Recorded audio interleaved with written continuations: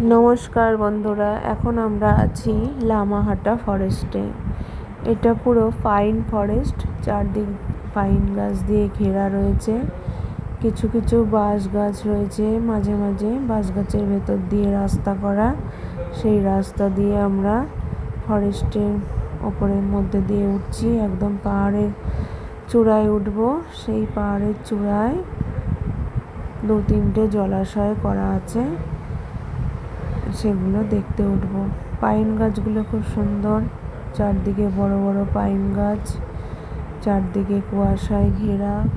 জঙ্গলের মাঝখান দিয়ে ট্রেকিং করতে ভালোই লাগছিল। আর মাঝে মাঝে আমরা শর্টকাট রাস্তাও নিচ্ছিলাম। এই রাস্তা যে তৈরি করা আছে, সেই রাস্তাটা একটু ঘুরে ঘুরে, তো মাঝে মাঝে আমরা একটু মাঝখান দিয়ে শর্টকাট রাস্তা ছিল, সেই রাস্তাগুলো দিয়ে উঠছিলাম, যেগুলো সোজা উঠে যাওয়া যাচ্ছিল।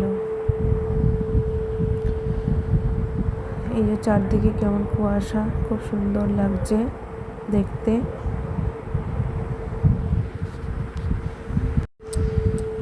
এই যে মাঝে মাঝে সাইনবোর্ড লাগানো রয়েছে পথ নির্দেশ করার জন্য, কিন্তু এই আমরা সবে মাঝ রাস্তায় এসেছি। অনেকটা পথ, প্রায় 40 মিনিট ধরে উঠতে হবে। ওঠাটাই আনন্দ, বিশেষ কিছু দেখার নেই ওপরে।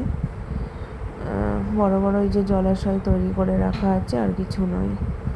এখানে যখন আমরা পৌঁছেছিলাম, টিপ টিপ করে বৃষ্টি পড়ছিল, আর এখানে রাস্তাটা একটু কাদাও আছে, গাছের ওপর থেকে বৃষ্টি ঝরে পড়ছিল, আর চারদিকে কুয়াশায় ঘেরা।